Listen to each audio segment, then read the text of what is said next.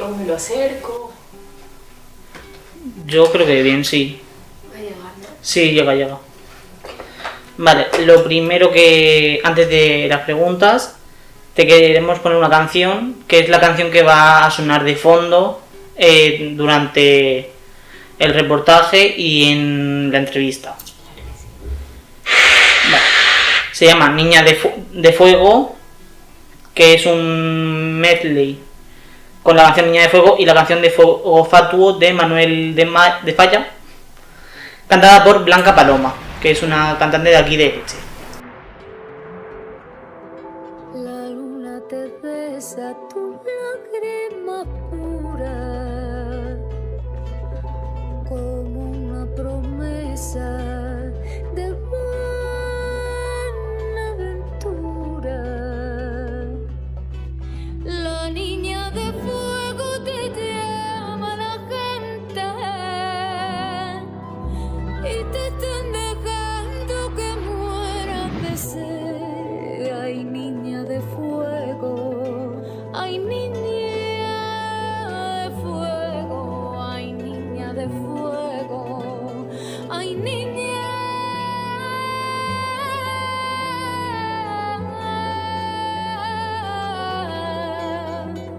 de fuego.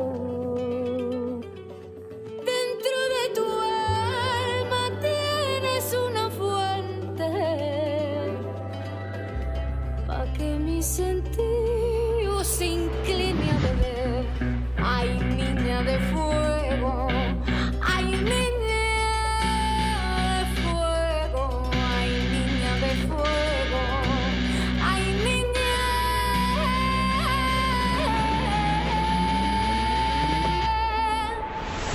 Lo mismo que el fuego va por lo mismito que el gas. Lo mismo que el fuego va por lo mismito que el gas. Le huyes y te persigue, le llamas y echa a correr. Lo mismo que el fuego va por lo mismito que el gas. Mala el corazón triste con tu llama quiso arder. Mala el corazón triste que tu llama quiso arder. Lo mismo que el fuego fatuo. Ay, niña de fuego. ¡Wow! ¡Qué preciosa! Me encanta. Es de acá de Elche ella. Sí, ¿ha terminado ya o aún queda algo? No, ya Ah, la vale. letra. ¡Qué preciosa! Gracias, Antonio. La voy a guardar, a sacar en mi Spotify. ¡Qué belleza! ¡Qué linda letra! Nosotros al escuchar la canción, sí que es verdad que al principio habla del amor, de ese amor idealizado. Nosotros lo hemos llevado más al periodismo idealizado, que a lo mejor mucha gente se piensa que en Latinoamérica, en Colombia en tu caso, se idealiza, que no se ve tanto el momento de, como en tu caso, que has tenido que huir por esa amenaza, y hemos querido hacer ese pequeño homenaje con esa canción. No, de verdad que qué bello, qué bello. Gracias por esa emocionalidad con la que arrancan esta conversación, porque es esa voz, o sea, la letra es poderosísima, la voz es una suma de cosas y sí, me ha emocionado mucho. Es Laura Ardila, periodista en Colombia, estuviste en La Silla Vacía y has publicado el libro La Costa Nostra, que ese libro te ha llevado a tener que venir a España a causa de amenazas. Ya entraremos más a fondo en las amenazas. Pero primero queremos conocerte más a fondo, más tu motivación y qué te inspiró a dedicarte a este periodismo. Bueno, yo comencé a hacer periodismo muy jovencita, pero desde niña estuve como muy influenciada por el tema del periodismo, por el tema de contar historias. Y esto tiene que ver con que mi papá es periodista. Mi papá tiene más de 40 años de estar ejerciendo el oficio. No es un periodista graduado en facultad, digamos, él ha ejercido empíricamente. Pero, digamos, verlo ejercer el oficio para mí siempre me tuvo como un referente ahí, fue un referente para mí. Pero no solo eso, el padre de mi padre, es decir, mi abuelo, yo no lo conocí, él murió cuando yo tenía 1 año, pero él fue periodista, él fue pionero de la radio, es decir, fue de las primeras personas que hizo radio en mi ciudad natal, que es Cartagena de Indias, que es una ciudad relativamente pequeña de Colombia, del norte de Colombia, de la costa Caribe. Entonces mi abuelo hizo radio. Entonces en mi casa y para mí, mi ser y mi estructura mental siempre estuvo como muy ligada al tema de contar historias. Y pues nada, cuando decidí escoger la carrera de la universidad, cuando yo termino mis estudios de bachillerato, siempre pensé que quería contar historias, siempre quise elegir algo que me llevara al camino de contar historias. Pero inicialmente yo quería contar historias en video, yo quería ser directora de videos musicales, porque además yo tengo 41 años y soy de la generación MTV. No sé si ustedes tengan presente ese canal, pero ese fue un canal de música que nos impactó a mi generación precisamente en mi adolescencia. Entonces yo veía como las canciones, porque además yo soy muy musical, me encanta la música, entonces muchas de las canciones que yo amaba, cómo cobraban otra forma y otra capacidad de influencia a partir de los videos y de contar historias de videos musicales. Entonces yo soñaba, yo era una adolescente que soñaba con esto, pero en mi ciudad no había escuelas de dirección de videos ni nada de esto era posible. Yo vengo de una familia más de clase media en términos económicos, entonces no tenía acceso pues a irme a estudiar a otra ciudad. Y en mi ciudad la carrera que más o menos se parecía era comunicación social y periodismo, que al final unía esas dos cosas, ¿no? Mi idea de yo quiero ver cómo se cuentan historias a través de videos y este tema periodístico que yo traía de niña. Entonces entro a estudiar comunicación social y por el camino van pasando los semestres y yo, que siempre he sido una lectora, leo menos de lo que quisiera, pero siempre he leído. Empiezo como a fortalecer mi vocación de escritura. Entonces ya ese deseo adolescente de contar videos musicales se va un poco apagando y me encuentro además con un profesor. Yo siempre creo que la docencia es un oficio y una profesión tan bella, por eso me encuentro con un profesor que me inspira mucho a contar historias escritas. Y empiezo a ejercitar la mano, como le llamo yo, y a encontrarme con esta vocación de escritora, ¿no? de aspirante a contadora de historias escritas, como le llamo yo. Estando en séptimo semestre, mi universidad mi carrera se cursa en 10 semestres. Estando en séptimo semestre, yo entro a hacer prácticas universitarias en el único periódico de mi ciudad, que se llama El Universal.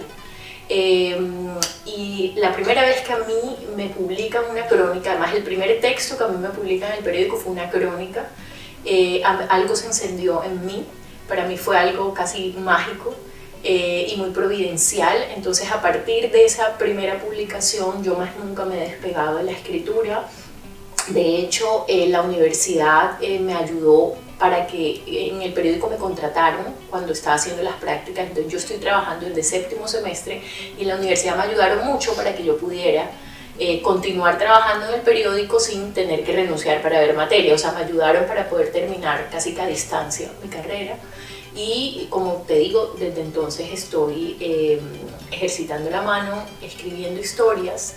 Y luego, con el pasar del tiempo, me empecé a descubrir que me gustaban mucho las historias alrededor del poder, alrededor de cómo funciona verdaderamente el poder, porque, no sé, me parece que el poder es uno de los asuntos que más evidencia las luces y sombras de las personas, ¿no? Como que los poderosos son son como esa forma de entender al ser humano con sus luces y sombras, y eso me encanta, acercarme al poder no desde la mirada de las versiones oficiales de los poderosos, sino de su complejidad, de sus luces y sus sombras. Repito, me encanta ese término porque es lo que me ayuda como a precisamente a eso, a entender cómo funcionan ciertas cosas en el mundo y a partir, en mi país, el ejercicio del poder es básicamente político.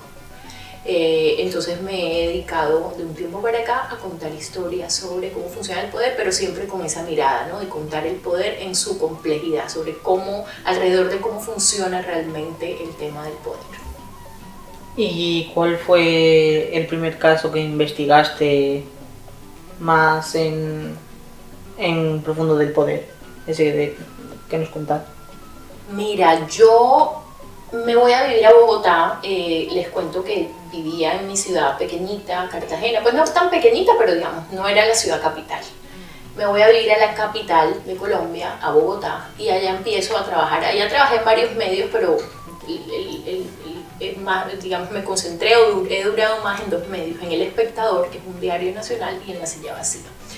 Cuando ya estaba en La Silla Vacía, yo cubría política, yo cubría el tema de la política, y lo cubría como se cubre la política de manera tradicional en mi país, que es yendo físicamente al Congreso de la República y muy concentrada en lo que ocurría en Bogotá. Pero yo empecé a descubrir y a darme cuenta que mientras yo y todos los colegas periodistas que cubrimos política o que cubríamos política en ese momento nos concentrábamos en lo que ocurría en ese centro de poder físico que es el Congreso de la República, el Palacio Presidencial, al mismo tiempo en las regiones de Colombia, regiones como la mía, otros políticos no tan visibles pasaban de agache haciendo corruptelas, temas oscuros, compra de votos, digamos, se hacían al poder, pero pasaban de agache porque los medios estábamos pendientes de lo que ocurría en Bogotá. Entonces yo, además por ser de una región, pues eso se me facilitó de alguna manera. Yo empiezo a escuchar mucho este tema de la compra de votos en las regiones, y en un lugar del Caribe, del que es mi familia materna, que es un departamento que se llama Sucre, empecé a investigar la historia de un personaje, de un político llamado Yair Acuña. Este político era famoso en la región porque repartía botellas de whisky en las fiestas populares del pueblo a cambio de votos, o sea, a cambio de lograr simpatizantes. Y todo esto además lo hacía a la luz pública. Y yo empiezo a investigar a este político, porque este político llegó a ser congresista de la República en Colombia. Y empiezo a contar historias de él, empiezo a hacer historias sobre él, y empiezo a descubrir que el tipo no solo tenía cuestionamientos en términos políticos, sino que tenía presuntas relaciones con organizaciones criminales armadas. De hecho, él tiene una investigación en este momento abierta por un caso de presuntas relaciones con el paramilitarismo y con bandas criminales. Y yo empiezo a contar todo esto en mi país desde La Silla Vacía, y esto se empieza, y eso le pone el foco nacional a este personaje. Fue además de las primeras veces que ya empecé a notar que yo tenía que tener cuidado, digamos, con mi seguridad. Pero el caso es que yo ahí empiezo, repito, a descubrir eso, y como que ratifico que hay una gran necesidad en Colombia de cubrir estos poderes regionales que están pasando de agache. Y esa historia fue muy bonita y muy chévere porque además, eso fue en el año 2014, me dio mi primer Premio Nacional de Periodismo, que yo siempre digo que uno no hace periodismo para ganarse premios, no es la idea. Quien lo haga realmente está perdiendo el tiempo porque no es la mejor de las banderas. Sin embargo, cuando llegan a estos reconocimientos es muy bonito porque son como un espaldarazo y son como la luz que te indica que vas por buen camino. Entonces, al final, para mí terminó siendo una historia muy bonita en esos dos sentidos, porque le cogí el gusto a contar estas historias sobre el poder, y al tiempo pues tuve mi primer reconocimiento periodístico.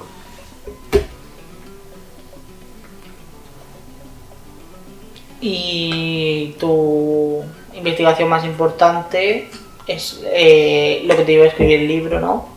La Costa Nostra, del clan Char. ¿Cuánto tiempo te llevó a investigar para escribir la Costa Nostra? La Costa Nostra, de alguna manera yo siento que empezó a ser investigada. Les contaba que yo vivía en Bogotá, ¿cierto? Yo me había mudado para Bogotá. Y cuando yo empiezo a contar estas historias de los personajes de la periferia, con mi jefa, la directora de La Silla Vacía, que se llama Juanita León, acordamos que yo me podía devolver a la región para hacer esas historias, digamos, sin tener que viajar permanentemente, sino ya viviendo en la región. Entonces, eso fue en el año 2015. Yo empiezo a investigar al Clan Char. ¿Por qué empiezo a investigar a ese grupo de poder? Porque existía Yair Acuña y existían otros personajes, pero este era el grupo de poder más grande que había en la región en ese momento. Entonces yo empiezo a escribir historias sobre ellos, a seguirles la pista, a entenderlos, a hablar con fuentes. Yo en ese momento no sabía que quería hacer un libro, no tenía el plan del libro, pero sí siento que en ese momento se empieza a cocinar de alguna manera lo que termina siendo después el libro. 5 años después de que yo me voy a la región de nuevo a contar historias, en el 2020, yo ya ahí sentí que tenía como material suficiente. Imagínate, 5 años haciendo historias, 5 años contando cómo hacían estos tipos, contando historias sobre a quién le daban los contratos, cómo manejaban la plata pública, cómo eran ellos en lo personal también, sus negocios, etc.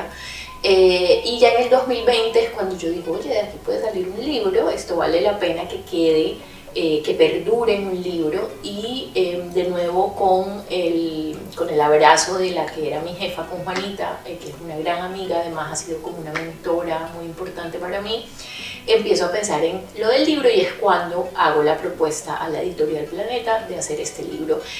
Cuando ya Editorial Planeta me da el contrato, pasan 2 años entre que yo hago más reportería y escribo el libro. Es decir, que yo siento que todo el proceso del libro, al final, si se quiere, fueron como 7 años. Estos 5 primeros años de reportería, que yo no sabía que estaba haciendo reportería para un libro, y ya los 2 años en los que sí me dediqué exclusivamente a hacer el libro. Y de los descubrimientos que haces en los reportajes, en las crónicas y luego en el libro, ¿cuál fue el que más te pudo haber impactado? Mucho, ¿sabes? Yo creo que a mí me impacta mucho la impunidad que hay alrededor de la corrupción en mi país. Mi país funciona en términos políticos y de poder y de gobierno con un sistema que es una falacia, con un sistema democrático en el que hay muchísimas fallas, porque realmente la democracia electoral, como me dijo una vez un político, uno de estos políticos, la democracia electoral es una ilusión. Hay unas elecciones, aparentemente los ciudadanos creen que están votando por alguien, pero debajo de ese andamiaje formal hay una corrupción muy grande en la que se dan compras masivas de votos, en donde se manipula a la gente, en donde se compra la contratación pública, el dinero público se coge, se roba para hacer campañas electorales. Entonces al final es una democracia que aparentemente es una democracia, pero que no es realmente una democracia. Y en Colombia no ha habido justicia ni procesos efectivos alrededor de esto o que ayuden a cambiar esto. Entonces, más allá de que sea un solo dato, en general, a mí no deja de impactarme la gran impunidad con la que funciona el sistema democrático electoral en mi país. Y en la introducción de tu libro sí que cuentas el cómo ha sido el proceso de publicar el libro, cómo la Editorial Planeta al principio te dice que sí, pero por circunstancias, si quieres explicarlo tú mejor en eso. Claro, yo ahí me tropecé con algo que a los periodistas nunca nos enseñan en la facultad, o sea, es una situación absolutamente inédita, porque yo firmo este contrato con la Editorial Planeta, empiezo a hacer mi investigación, todo el tiempo conté con el respaldo de ellos, la investigación fue editada por un editor de Planeta, etc. Y ellos al final, la investigación además fue un camino de mucho tropiezo. Yo, digamos, fui objeto de intimidaciones, de presiones alrededor de mi trabajo, porque este es un grupo de poder el que yo investigué, que tiene mucha influencia en los medios, que tiene mucha popularidad, que tiene muchos recursos económicos. Entonces no era fácil enfrentarse y hacer una investigación sobre ellos. Y Y luego pasa esto de Planeta y es que de manera no tan clara ellos me informan la decisión de que no van a publicar el libro, cuando ya el libro estaba listo, cuando ya estaba súper aprobado por ellos, el libro tenía incluso una portada, porque, y ahí sí me parece que es clave hacer esta diferenciación. Una cosa es que una editorial rechace hacer un proyecto, porque pues tiene la libertad de la empresa privada, no más faltaba, te pueden decir, no, ese proyecto no me interesa, eso que me estás proponiendo, pero acá la gran diferencia es que la editorial dijo que sí, la editorial ofreció un contrato, la editorial incluso me dio un adelanto de plata para hacer ese trabajo, la editorial todo el tiempo conoció de qué iba la investigación y faltando pocas semanas para que saliera, deciden echarse para atrás y nunca explican. Entonces, yo como periodista, repito, me enfrento a esta situación inédita, además de una editorial muy grande, muy poderosa, muy conocida. Uno queda muy solo porque yo me sentí muy sola, no solo ya frente a estos poderosos que yo estaba investigando, sino frente a una editorial muy fuerte.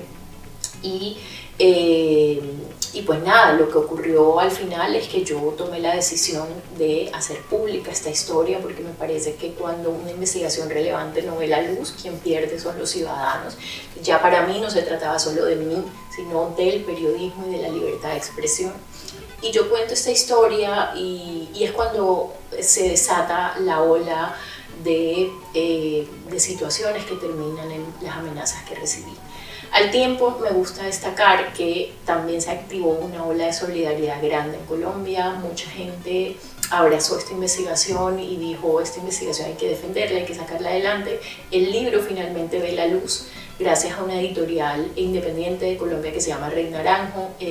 La gente se volcó a comprar el libro, fue como incluso gente que ni siquiera le interesaba conocer a los Char, era más como un gesto ya de solidaridad frente a una investigación que iban a censurar. Y el libro sale. Entonces, al final fue un camino muy agridulce, porque por un lado el libro sale, hay una gran solidaridad, y por el otro lado se estalla esta situación de seguridad que me obligó un tiempo después, o casi un año después, a irme de mi país. También cuentas en la introducción, no nos vamos a meter mucho de lleno dentro del libro para que la gente cuando lo lea no sepa ya lo que cuentas, así a grosso modo, pero sí que cuentas también que Juan David Correa, que es el editorial literario de Editorial Planeta, bueno, el ex director literario, renunció a su cargo ante la decisión corporativa de cancelar esta seria y sólida investigación periodística. Mis posibilidades y legitimidad han sido diezmadas, dijo. También la periodista Ana Cristina Restrepo rechazó contratar con Planeta el libro que estaba haciendo sobre las madres de los desaparecidos. Y 88 artistas, autores y académicos en una carta conjunta expresaron a la editorial su sorpresa e indignación por la lamentable censura que hiere nuestra ética como autores y personas dedicadas a la palabra. Tú, al recibir ese apoyo, ya no solo también del pueblo, como has dicho, ¿qué sentiste? A mí ese apoyo me sostuvo, porque, repito, yo soy una periodista de una región, yo no tengo grandes apellidos, no tengo gran influencia en mi país, no tengo poder económico, y yo me sentí en un momento como una periodista sola, chiquitita, al frente de unos superpoderosos con gran influencia, con gran músculo económico y de una super editorial. Editorial Planeta es la editorial de habla hispana más influyente del mundo. Entonces, yo en un primer momento sentí mucho miedo. De hecho, en un primer momento, y siempre me he sentido miedo, sino que me ha tocado navegar en medio de mi miedo. Y cuando ocurren estas voces, cuando estas voces solidarias empiezan a alzar la voz, lo que hace esto es darme fuerzas, darme ánimo. Y al final es algo muy lindo porque lo que hizo eso, al menos en mí, fue ratificar la importancia de hacer red en periodismo. En periodismo, para sacar adelante investigaciones difíciles, para no perecer, ¿sabes? Sobre todo en países como los nuestros, en Latinoamérica, en donde hay tanto acoso judicial, en donde padecemos amenazas, riesgos, no solo físicos, en fin, riesgos emocionales. Al final no hay una única solución para hacer periodismo de manera tranquila, pero una gran solución o un gran recurso es hacer periodismo en red, es rodearse de personas que te apoyen y que te defiendan. Y eso fue lo que ocurrió cuando estas personas empiezan a alzar la voz. Entonces yo al final siento que eso me sostuvo y que además también le puso como toda la gasolina al libro, o sea, lo que permite que el libro finalmente salga en parte son las voces y de este coro solidario. También cuentas en el libro, y ya es lo último así de fondo del libro, que si no puede dar para largo. Hacemos spoiler. Sí, hablas de que cuando llegan los Char, como que reniegan un poco de Lorica, me dio a mi entender. Esa es una historia muy interesante, porque es una historia de migración, ¿sabes? Los Char son una familia que viene de Siria, que llegó hace 100 años desde Siria, huyendo de la guerra hasta Colombia. Y una familia como muchas familias que huyeron hacia América Latina, hacia Estados Unidos, huyendo de la guerra en Oriente Medio, huyendo en el momento del Imperio Turco-Otomano, buscando una segunda patria, buscando una segunda oportunidad sobre la tierra, como dice Gabriel García Márquez en 100 años de soledad. Entonces es una historia interesante y, si se quiere, es una historia muy bella, esa historia de la migración. Ellos llegan a un pueblo del Caribe colombiano que se llama Lorica, que es un pueblo bastante caluroso, pequeño, un pueblo ribereño, hasta la orilla de un río, y empiezan ahí como a crecer como comerciantes. Pero la primera generación, cuando ya los Char empiezan a tener hijos en Colombia, se van a Barranquilla, que es la sede de su imperio, y ahí es en donde entran a política y ya entran como en otras prácticas un poco más cuestionables. Yo no siento exactamente que ellos renegaran o renieguen de Lorica, sino que al final esta segunda, tercera generación ya que se meta en política sí corta como de raíz con su pasado árabe, ¿sabes? Ellos tienen el apellido Char, por supuesto, pero ya el padre empieza a ponerles nombres castizos a los hijos, ya no hablan la lengua árabe, los jóvenes no conocen Oriente Medio. Entonces, más que renegar, lo que siento que ocurre con ellos es que es una migración que termina echando raíces en Colombia y que, más allá de que guarden ciertas características como la endogamia, ciertas características de los árabes, pues ya no guardan muchas prácticas ni su migración los define, ¿sabes? Al final. Pero pues el origen de su historia sí arranca en Siria, y por eso me pareció importante pues hacer ese primer capítulo del libro. Y Fuad Char creo que es el primero que ya, bueno, el de la generación que ya empieza en política. Él es el patriarca, así es, del grupo político. Si él hubiese terminado alguna de las licenciaturas en las que estuvo, ¿crees que hubiese sido distinto la actualidad? Qué pregunta tan interesante, no me la había hecho.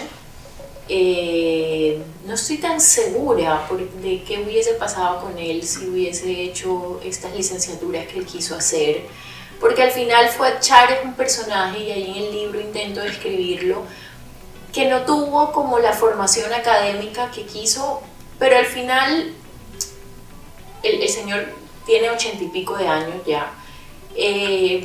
Sí, él creó su imperio con otros talentos, con el talento para el comercio que venía, es así, pues de su origen árabe, y con la sagacidad para la política. Entonces, no sé si a lo mejor hubiese tomado mejores decisiones en su vida. Sus decisiones en todo caso le han traído éxito, le han traído dinero, le han traído popularidad, le han traído cargos públicos, pero a su familia también está cuestionada, están bajo investigación sus hijos. Entonces, a mí me gusta pensar que la educación puede servirnos para ser más decentes, pero no me atrevo a decir qué hubiese pasado si Fuad Char hubiese hecho esas licenciaturas.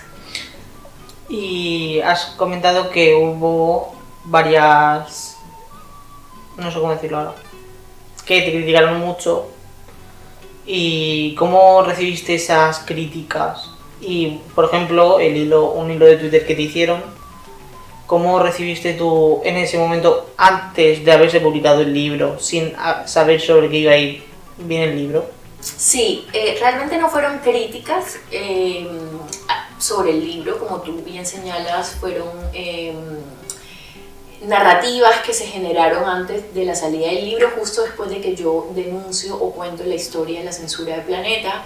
Lo que ocurrió ahí, pues y no dicho por mí, digamos, ha habido investigaciones periodísticas al respecto, fue una gran campaña de desinformación alrededor del libro y una gran campaña o un intento de campaña de desprestigio en mi contra, con muchos mensajes que se movieron por la red social X, en los que manipularon fotos mías, desinformaron acerca de mi trabajo, desinformaron acerca del contenido del libro, varios personajes que luego un portal periodístico en Colombia llamado Colombia Check, que se dedica a hacer verificación de datos, logró evidenciar con una investigación que muchas de estas narrativas y muchos de estos mensajes desinformadores venían de personas que tenían contratos o tenían algún tipo de vínculo con la familia Char.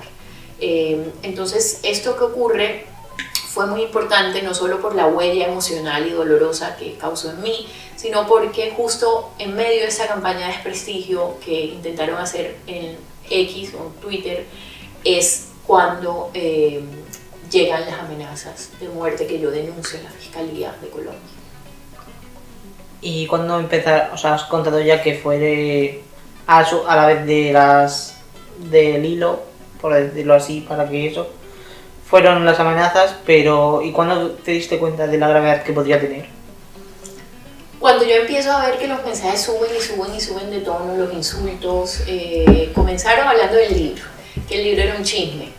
Después que yo tenía intereses políticos, y luego empiezan a subir, repito, el tono, entonces ya eran insultos, ofensas grandes, misóginos, me llegaron muchísimos insultos por ser mujer, por ser una periodista mujer, y ya llega un momento en que ya eran inaceptables los mensajes, eran mensajes que me trataban, no lo voy a repetir acá, de todas formas la investigación periodística que les cuento de Colcheck, de Colombia Check, pues sí los mapeó, porque era importante sobre todo para las autoridades, pero eran mensajes que me decían desde perra hasta usted es una escoria, la declaramos persona no grata en Barranquilla, que es la ciudad en donde yo vivía. Y un mensaje, uno de los mensajes asustadores también que me llegó fue cuando me decían que a mí no me salvaba ni Dios. Entonces es cuando yo decido ir a la fiscalía a poner en conocimiento de las autoridades los mensajes, a pedir que por favor me protejan, porque pues, yo vivía en Barranquilla, repito, que es una ciudad más pequeña que Bogotá, allá estaba absolutamente vulnerable, esta es la ciudad sede de estos políticos, entonces ellos ahí tienen a sus simpatizantes. Y es cuando me hacen el estudio de seguridad, digamos, lo que ocurrió a partir de ahí es que el Estado colombiano, que tiene una entidad que se llama Unidad Nacional de Protección, me hizo un estudio de seguridad, ellos tienen unos mecanismos y unas formas de investigar y ellos determinaron unas semanas después, en una resolución que me llegó, que mi riesgo de seguridad era extraordinario. Esa es como la clasificación que me hicieron y las medidas que toma la Unidad Nacional de Protección son poner un esquema de seguridad, que eran 2 escoltas y una camioneta. A partir de ahí mi vida cambió absolutamente para mal, porque ya no solo era el miedo por las amenazas, sino también el total cambio en mi cotidianidad, en el ejercicio del periodismo, hacer reportería de esa manera, pues ya no era posible para mí. Y es ahí como en el momento en que empiezo a pensar que debo salir de Colombia. Y entonces es en el momento que te presentas a lo de Elche Espacio Seguro con Reporteros Sin Fronteras y te seleccionan, por decirlo de alguna manera, que me queda muy mal decirlo así, pero y te salvan la vida. Sí, sabes que es una forma muy precisa de decirlo. A mí pasó también que, por fortuna, de alguna manera la vida me fue llevando por un camino de defensa de la libertad de expresión, no solo con lo del libro, sino que yo también hacía un año había sido invitada a ser parte de la junta directiva de la Fundación para la Libertad de Prensa en Colombia, que se llama FLIP. Esa es una fundación muy importante para todos los periodistas colombianos, es una organización no gubernamental que ayuda a la protección de los periodistas, que nos defiende frente al acoso judicial. Entonces yo estaba ya vinculada a la FLIP y sigo vinculada a la FLIP, y la FLIP fue muy clave para mí en todo este proceso. Y por supuesto que conocía el trabajo de Reporteros Sin Fronteras. Entonces yo empiezo a hablar con la FLIP y empiezo a hablar con Reporteros Sin Fronteras, son las dos organizaciones para periodistas colombianos quizás más importantes. Ellos conocían pues de hecho la situación y yo empiezo a pedirles ayuda. Yo no me siento capaz de seguir ya viviendo en Colombia, no puedo ejercer mi oficio, tengo que tener estos escoltas. Y me entero en ese camino de la apertura pues, de la convocatoria de Espacios Seguros, que es esta alianza entre Reporteros Sin Fronteras y la Universidad Miguel Hernández. Yo no conocía el espacio, porque además el espacio apenas lleva 2 ediciones, 2 años. Repito, conocía el trabajo de Reporteros Sin Fronteras, pero no conocía la alianza que tenían para hacer Espacios Seguros con la Universidad Miguel Hernández. Entonces abre la convocatoria, yo me postulo y como tú dices, ellos tienen a bien darme esta oportunidad de venir acá este tiempo y al final también es muy bonito porque es de nuevo la vida ubicándome en esa orilla de defensa de la libertad de expresión, porque con lo que me estoy quedando ahorita es que quiero trabajar y quiero ayudar a fortalecer este tipo de espacios. Las cosas en América Latina no están bien para los periodistas. En muchos países, no solo en Colombia, están emergiendo desde el populismo de la izquierda o de la derecha, dictadores, personajes mandatarios poderosos que están arremetiendo y atentando contra la libertad de expresión. En países como Nicaragua, como Venezuela, como Cuba, la libertad de expresión está absolutamente golpeado y muchos periodistas están teniendo que ir de sus países para acá, muchos para Europa, otros para, no sé, Estados Unidos, pero el caso es que toda esta experiencia me está dejando en el corazón eso, como la importancia de que estos espacios existan, porque para mí ha sido lo que tú dices, salvarme la vida, ha sido tener paz mental, recuperarme emocionalmente, conocer gente afectuosa, gente generosa, tener experiencias y aprendizajes desde la academia, también eso ha sido súper clave. Lo que yo quiero y lo que pienso ahorita es que eso que viví yo y esto que estoy viviendo, quisiera que también fuera una oportunidad para otros periodistas mientras estemos mal. Ojalá que llegue el momento en que no necesitemos estos espacios seguros, pero mientras los estemos necesitando, pues que se fortalezcan. Y ahora estás aquí en España, has estado dando unas conferencias hacia personas ya más mayores. Estuve yo ayer en una, tuve el placer de asistir en una. ¿Cómo has vivido ese momento en el que se puede hablar de desinformación en este país? Que a lo mejor en cambio allí no hubieses a lo mejor podido dar esas charlas.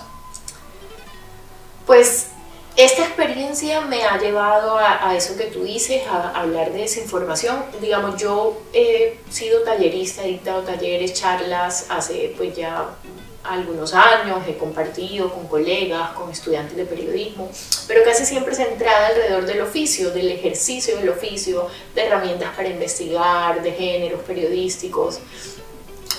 Ahorita en este espacio seguro he tenido esa oportunidad de aterrizar una charla y un discurso alrededor de la desinformación y de la importancia que tiene contrarrestar la desinformación.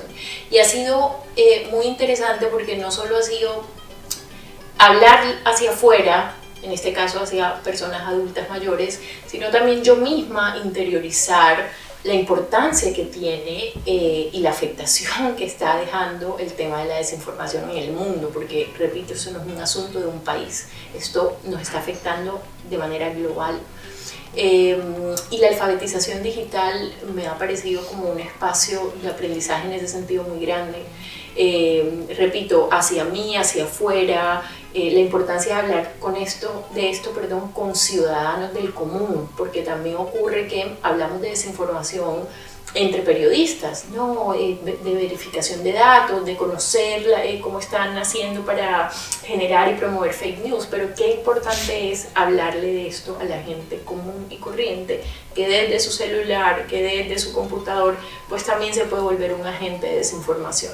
Entonces ha sido una experiencia increíble que me ha dejado como cosas buenas en todos los sentidos y que recomiendo mucho y que también me parece que debería replicarse en muchas provincias, ya no solo de España, sino de muchos países.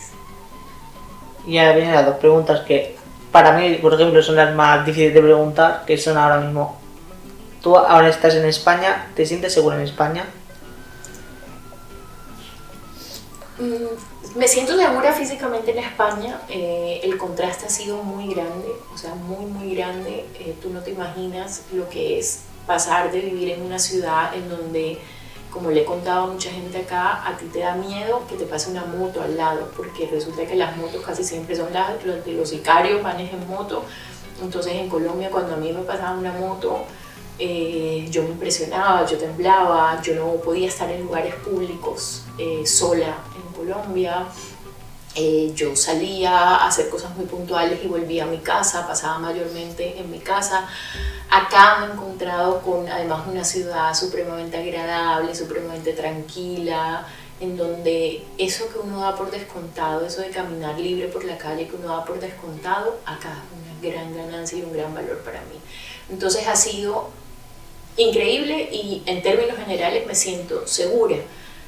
¿En dónde está la sensación de inseguridad? Bueno, que al final migrar, exiliarse, como la categoría en la que uno lo quiera poner, pues no es fácil dejar atrás a tu familia, no es fácil dejar atrás tu cotidianidad, tu casa, tus objetos, no saber al final qué hacer a partir de ahora, porque el espacio también tiene un tiempo limitado, el espacio seguro. Las condiciones de seguridad no han cambiado, de inseguridad en este caso no han cambiado para mí, pero el tiempo en el espacio seguro sí va a tener un momento en que se acaba. Entonces hay un momento como de decisiones obligadas en la vida de uno que generan como esta incertidumbre, pero en España sí me he sentido, digamos, en términos físicos muy segura. Las autoridades españolas han sido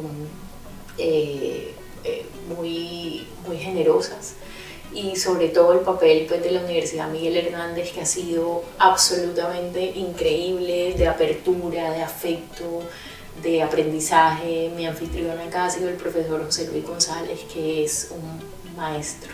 Ahí sí digo que es una gran fortuna como habérmelo cruzado.